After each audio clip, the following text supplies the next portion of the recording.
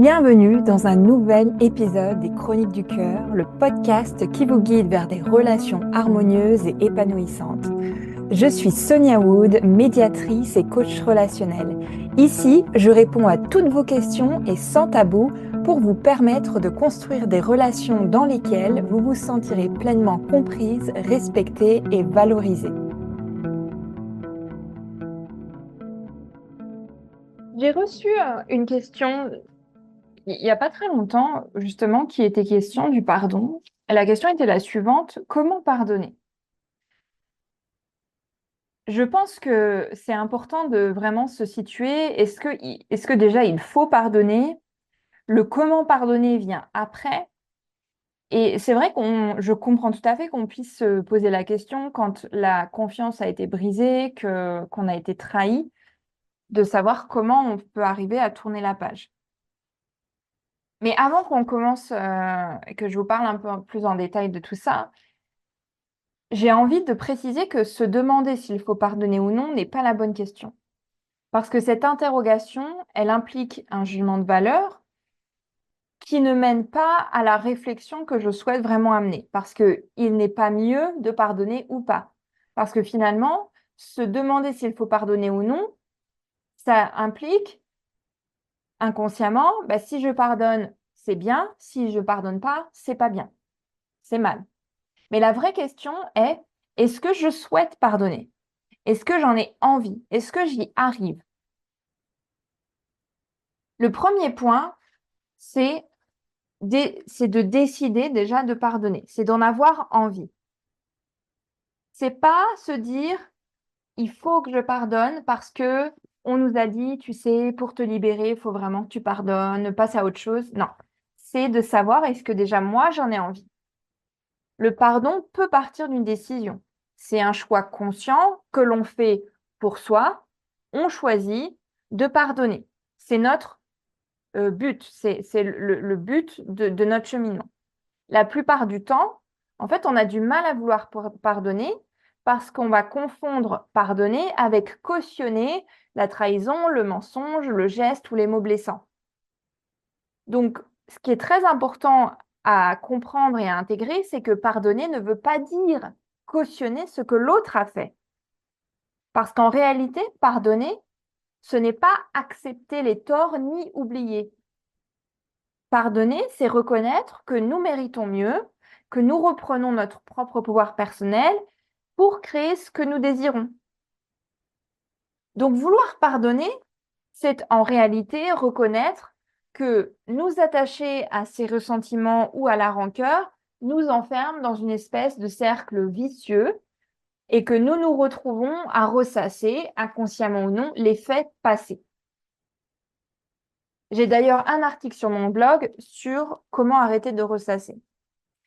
Ressasser, en fait, nous met dans une position dans laquelle nous cherchons le fautif et pointons du doigt tout ce que la personne a fait de mal.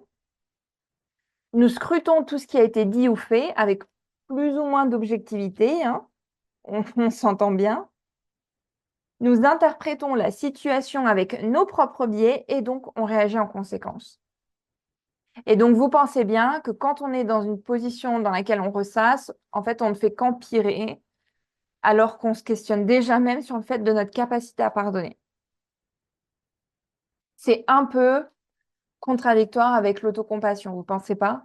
Autocompassion, premier pilier de la psychologie positive, fondateur de la psychologie positive.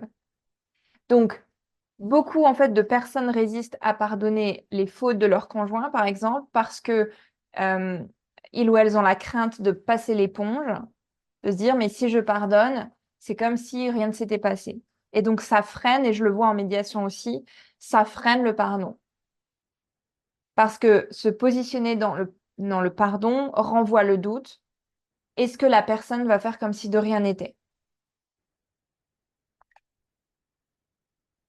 Même si nous avons la volonté de pardonner, nos émotions freinent le processus de pardon. Parce que pardonner n'est pas le but en soi, c'est un cheminement. Et ça, j'en parle juste après la pause. Est-ce que vous vous inquiétez constamment pour votre travail ou votre famille? Peut-être ressentez-vous du stress à cause de relations tendues ou d'incertitudes financières. Alors le petit manuel de survie pour les anxieuses est fait pour vous. Découvrez comment prendre du recul en identifiant vos déclencheurs de stress ou d'anxiété.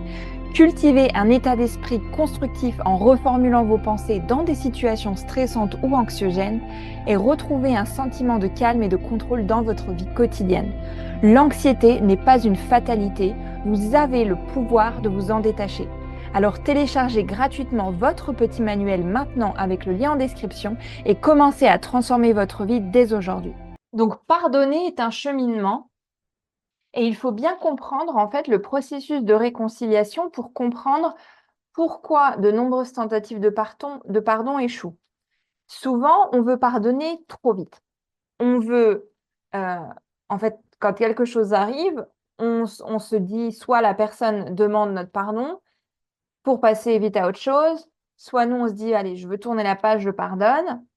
Mais souvent, on va aller trop vite et on bypass certaines étapes essentielles avant. Et donc, même si on a la volonté de pardonner, par exemple, si on aime encore notre conjoint et qu'on veut préserver notre famille, nos émotions freinent le processus du pardon, malgré cette volonté. Parce que le pardon, au-delà d'un choix conscient, c'est un cheminement pour arriver à un but.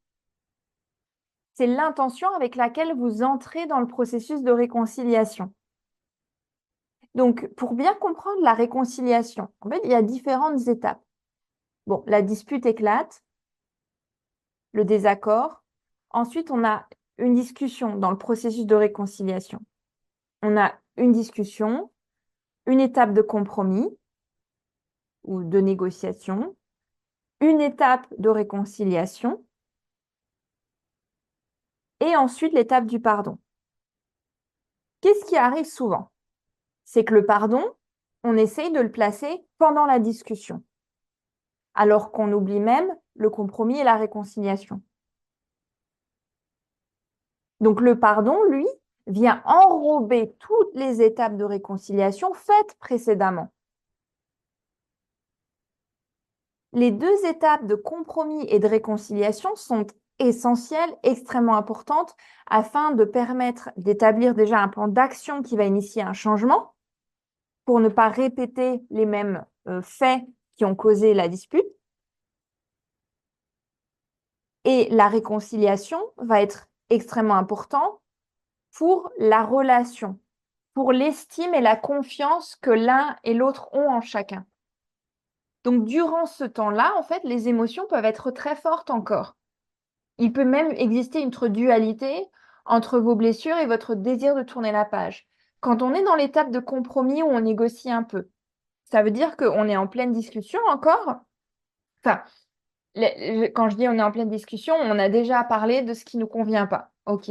Maintenant, dans le processus de réconciliation, il ne s'agit pas de mettre en lumière ce qui ne convient pas, ce qui ne marche pas. Il s'agit aussi de négocier comment mettre en place quelque chose qui convienne mieux, qui fonctionne. Donc, le compromis est là pour ça. On va négocier comment faire mieux la prochaine fois. Donc, une fois que ça c'est fait, mais en fait, ce qui est important, parce qu'il y a eu dispute, les deux partenaires ont été un peu comme deux adversaires, c'est important de réconcilier les deux et que l'un et l'autre se voient à nouveau comme partenaires, pas comme adversaires. Donc, on peut avoir un peu cette difficulté à passer ces deux étapes parce qu'en fait, c'est quand on a été très fortement blessé, par exemple, si on a été trompé, si on nous a menti, on peut avoir été extrêmement blessé. Et donc, peut-être que nous avons besoin de plus de temps pour intégrer cette blessure-là et la transmuter. Donc, ça ne fait pas sens, en fait, de vouloir pardonner avant même que l'émotion ait été processée. Donc, prendre le temps pour vraiment être dans ces étapes de discussion, de compromis, de réconciliation est important. L'étape de réconciliation va ensuite permettre de lisser un peu les choses. Autrement dit, je cherche un exemple à vous donner, mais l'étape de réconciliation, ça peut être juste de rassurer votre partenaire je t'aime encore, j'ai envie que notre famille fonctionne, ou tu comptes énormément pour moi et j'ai envie que notre couple fonctionne. Voilà, c'est ça la réconciliation. C'est en fait rassurer le couple. Vous comptez l'un pour l'autre, vous avez confiance en l'un pour l'autre, vous vous estimez l'un et l'autre. C'est ça. C'est le côté vraiment humain de la discussion. Les étapes d'avant, ça va être très factuel. Voilà, voilà ce qui s'est passé, voilà ce qu'on a fait, voilà pourquoi ça n'a pas marché. Le côté plus humain, il vient après. Et donc, quand on a fait ça, en fait, bah, l'étape du pardon, elle arrive d'elle-même. En fait, on ne cherche plus à pardonner parce que on a pardonné. On a tourné la page.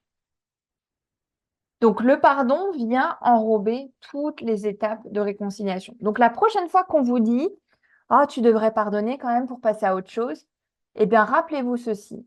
Vos émotions, elles digèrent à leur rythme.